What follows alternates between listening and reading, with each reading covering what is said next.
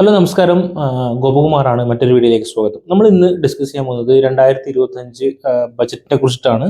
നിർമ്മല സീതാരാമൻ ഇന്ന് രാവിലെ 11 മണിക്ക് അവതരിപ്പിച്ച ബജറ്റിന്റെ വളരെ സമഗ്രമായിട്ടുള്ള കുറച്ച് കാര്യങ്ങളാണ്. ഒരു ബിസിനസ് ഓണറിനെ സംബന്ധിച്ചിട്ടും അല്ലെങ്കിൽ ഒരു ബിസിനസ് എന്തൂസിയാസ്റ്റിനെ സംബന്ധിച്ചിട്ടും നമ്മൾക്ക് എന്തൊക്കെയാണ് ഇതിനകത്ത് ബെനിഫിറ്റ് ആവുക, അല്ലെങ്കിൽ എങ്ങനെയാണ് അടുത്ത ഒരു സമയത്തേക്ക് ഈ ബജറ്റ് നമ്മളിൽ ഇമ്പാക്റ്റ് ആവപ്പെടുക എന്നുള്ള കാര്യങ്ങളാണ് നമ്മൾ ചർച്ച ചെയ്യുന്നത്.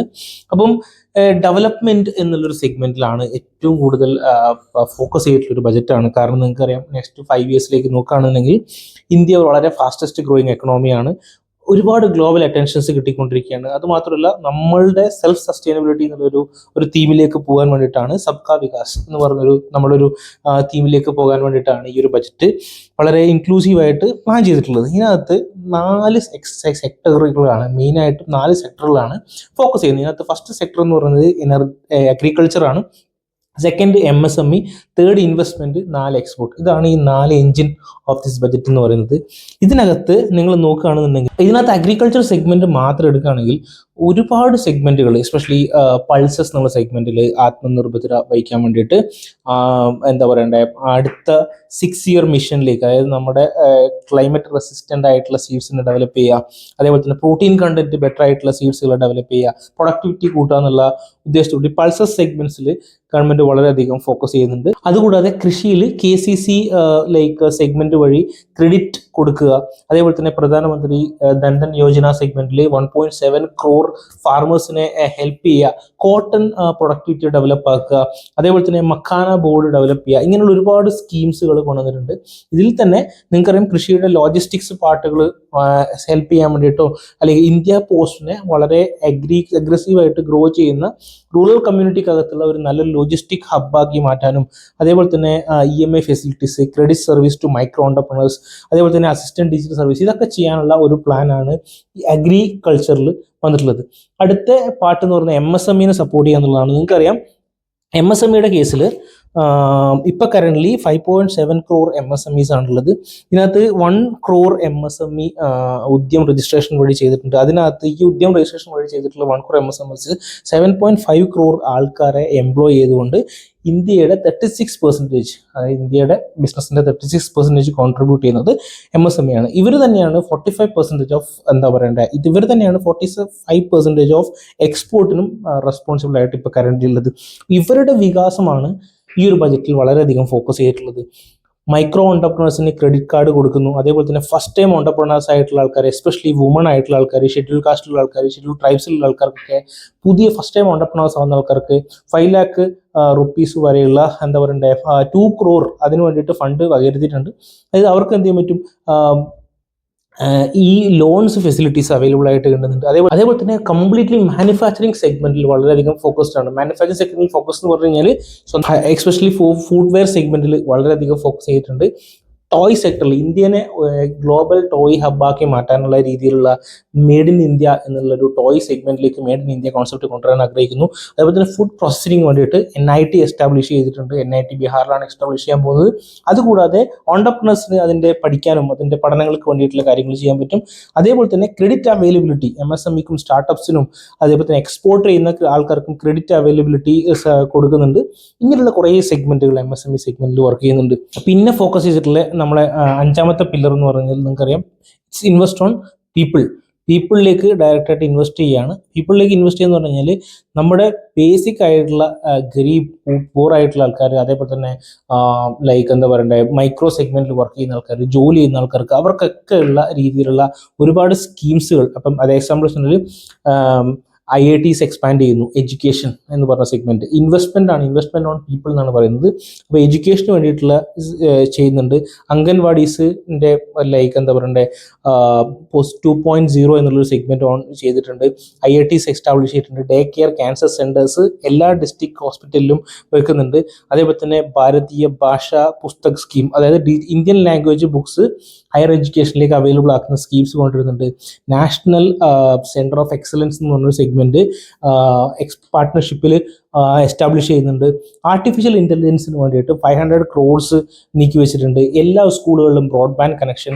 മെഡിക്കൽ എഡ്യൂക്കേഷൻ എക്സ്പാൻഡ് ചെയ്യണം. അഡീഷണൽ 10,000 സീറ്റ്സ് ആഡ് ചെയ്യുകയാണ്. അതേപോലെ തന്നെ 75,000 സീറ്റ്സ് ആണ് അടുത്ത 5 ഇയറിലേക്ക് പ്ലാൻ ചെയ്തിട്ടുള്ളത്. പിന്നെ അതേപോലെ തന്നെ PM സേവാനിധി എന്ന് പറഞ്ഞ സെഗ്മെന്റ് ചെയ്യുന്നുണ്ട്. ഓൺലൈൻ പ്ലാറ്റ്ഫോം വർക്കേഴ്സിന് വേണ്ടിയിട്ട് വെൽഫെയർ സെഗ്മെന്റ് ഉണ്ടാക്കാൻ ഉദ്ദേശിക്കുന്നുണ്ട്. ഇങ്ങനെയുള്ള കുറേ കാര്യങ്ങളാണ് ഈ ഒരു ഇൻവെസ്റ്റ്മെന്റ് സെഗ്മെന്റിൽ വരുന്നത്. അതുകൂടാതെ നമ്മൾ ഈ പറഞ്ഞ റിസർച്ച് ഫെലോഷിപ്പ്, പ്രധാനമന്ത്രിയുടെ റിസർച്ച് ഫെലോഷിപ്പ്, ഡെവലപ്മെന്റ് ആൻഡ് ഇന്നോവേഷന് വേണ്ടിയിട്ടുള്ള ഫെലോഷിപ്പ്, അതേപോലെ തന്നെ ഗ്യാൻ ഭാരതം മിഷൻ, അതായത് നമ്മുടെ പഴയ മാനുസ്ക്രിപ്റ്റും അങ്ങനത്തെ കൾച്ചേഴ്സ് കാര്യങ്ങളൊക്കെ ഇത് പ്രിസർവ് ചെയ്ത് വെക്കേണ്ട സ്കീംസുകൾ, ജിയോഗ്രാഫിക്കൽ മ്യൂസിയംസ്, ഈ നമ്മുടെ ആൾക്കാരുടെ വെൽനെസ്സിന് വേണ്ടിയിട്ടും അതേപോലെ തന്നെ നോളജിന് വേണ്ടിയിട്ടുള്ള സ്കീംസുകളാണ് കൊണ്ടുവന്നുള്ളത്. അതേപോലെ തന്നെ അതാണ് ശരിക്കും എന്ന് പറഞ്ഞാൽ ഫിനാൻഷ്യൽ സെക്ടറിന്റെ റീഫോം എന്ന് പറയുന്നത്. ഇവിടെ ഫിനാൻഷ്യൽ സെക്ടറിൽ തന്നെ ഗ്രാമീൺ ക്രെഡിറ്റ് സ്കോർ എന്ന് പറഞ്ഞ ഒരു സെറ്റപ്പ് കൊണ്ടുവരുന്നുണ്ട്.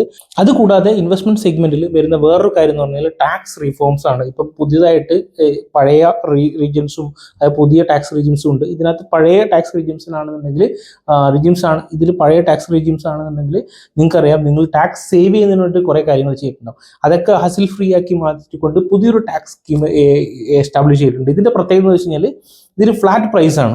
ഈ ഫ്ലാറ്റ് പ്രൈസിൽ നിങ്ങൾക്ക് എന്താ പറയണ്ടേ, പുതിയ ടാക്സ് ഫേംസ് നോക്കിക്കഴിഞ്ഞാൽ 0 to 4 lakh ആണെങ്കിൽ നില്ലാണ്, 4 to 8 lakh ആണെങ്കിൽ 5% ആണ്, 8 to 12 lakhs ആണെങ്കിൽ 10% ആണ്. ഇങ്ങനെയാണ് പോകുന്നത്. പുതിയ ടാക്സ് റെജിംസ് വളരെ അട്രാക്റ്റീവ് ആയിട്ടാണ് കൊടുത്തിട്ടുള്ളത്. കാരണം അപ് ടു 12 lakhs വരെ നീൽ ടാക്സ് എന്നുള്ളൊരു രീതിയിലാണ് ഇതിനെ പ്രൊജക്ട് ചെയ്തിരിക്കുന്നത്. ഇത് ഓവറോൾ നോക്കിക്കഴിഞ്ഞാൽ നമ്മൾ എന്താ പറയണ്ടേ, എല്ലാ സെഗ്മെന്റ്സിലും മൈനിങ്സും അതേപോലെ തന്നെ മാനുഫാക്ചറിങ്സും അങ്ങനെയുള്ള എല്ലാ സെഗ്മെന്റ്സുകളിലും വളരെയധികം നല്ല കുറേ ഫണ്ടുകൾ അലോക്കേറ്റ് ചെയ്തിട്ടുണ്ട്. മൊബൈൽ ഫോണുകൾ, ഇലക്ട്രിക് വാഹനങ്ങൾ, ലെതർ ഉൽപ്പന്നങ്ങൾ, കരകൗശല വസ്തുക്കൾ, സമുദ്രഭക്ഷണം, ഇതിനൊക്കെ വില കുറയും. അതേപോലെ തന്നെ എന്താ പറയുക, നെയ്തെടുക്കുന്ന വസ്ത്രങ്ങളും അതേപോലെ തന്നെ TV അങ്ങനെയുള്ള സൈസിന് വില കുറയും. അതേപോലെ തന്നെ പ്ലാറ്റ്ഫോം ജീവനക്കാർക്ക്, അതായത് സർക്കാർ ID കാർഡ് കൊടുക്കും. അതേപോലെ തന്നെ സ്വിഗ്ഗി, സൊമാറ്റോ സെഗ്മെന്റിലൊക്കെ വർക്ക് ചെയ്യുന്ന ആൾക്കാർക്ക് സാമൂഹ്യ സുരക്ഷാ പരിധിയിൽ ഉൾപ്പെടുത്തും. അതേപോലെ തന്നെ ഹോം വർക്കേഴ്സിന് മുദ്ര വായ്പ ലഭിക്കും. കേരളത്തിന് ഇച്ചിരി നിരാശയാണ്, കാരണം ഒരുപാട് കൊടുത്തിരിക്കുന്ന ബീഹാറിനാണ്. ചലഞ്ച് ടൂറിസം എന്നൊരു സെഗ്മെന്റ് ബിസിനസ് നോക്കുകയാണെങ്കിൽ ചലഞ്ച് ടൂറിസം എന്നൊരു സെഗ്മെന്റ് കൊണ്ടുവന്നിട്ടുണ്ട്. അതായത് 50-ലധികം പുതിയ ടൂറിസ്റ്റ് കേന്ദ്രങ്ങൾ ബന്ധിക്കും. ചലഞ്ച് മാതൃകയിൽ സംസ്ഥാനങ്ങൾക്ക് പങ്കാളിത്തം കൊടുക്കും. പ്രാദേശിക ടൂറിസം കുറച്ചും കൂടെ ഉന്നമനാക്കും. അതേപോലെ തന്നെ 2025 ധനക്കമ്മി എന്ന് പറയുന്നത് 4.8% ആയിട്ട് പുനർനിശ്ചയിച്ചു. പുതിയ ദേശീയ കയറ്റ് രജിസ്ട്രേഷൻ വരുന്നുണ്ട്. ഉഡാൻ എന്ന് പറഞ്ഞ സെഗ്മെന്റ് നിങ്ങൾക്കറിയാം. ഉഡാൻ വളരെയധികം ഹെവി ആയിട്ട് നല്ല അഗ്രസീവായിട്ട് പോകുന്നൊരു പ്ലാറ്റ്ഫോമാണ്. ആഭ്യന്തര ഗതാഗതം കുറച്ചും കൂടെ ശക്തിപ്പെടുത്തും. ഒരുപാട് പുതിയ 100ഓളം പുതിയ കണക്ടിവിറ്റീസ് സെന്റേഴ്സ് കൊണ്ടുവരുന്നതാണ് പറയുന്നത്. നെക്സ്റ്റ് 10 ഇയേഴ്സിലേക്ക് 6 കോടി പുതിയ യാത്രക്കാരെ ഈ ഒരു സെഗ്മെന്റിലേക്ക് കൊണ്ടുവരും.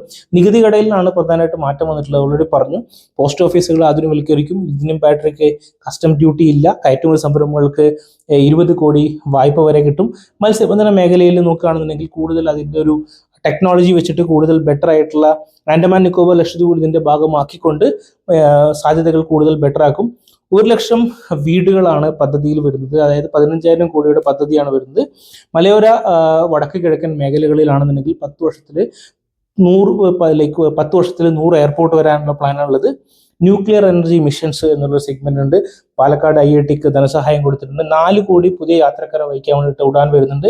വീട് വാടകയിൽ നികുതി ഇളവ് 5 ലക്ഷമാക്കി ചുരുക്കി. അതേപോലെ തന്നെ 9 ഉൽപ്പന്നങ്ങൾക്ക്, എക്സ്പോർട്ട് ചെയ്യുന്ന 9 ഉൽപ്പന്നങ്ങൾക്ക് കയറ്റുമതി പട്ടികയിലേക്ക് കൊണ്ടുവന്നു. ചില പ്രൊഡക്റ്റുകൾക്ക്, എസ്പെഷ്യലി ഇലക്ട്രോണിക് സെഗ്മെന്റിലുള്ള പ്രൊഡക്റ്റുകൾക്ക് വില കുറയും.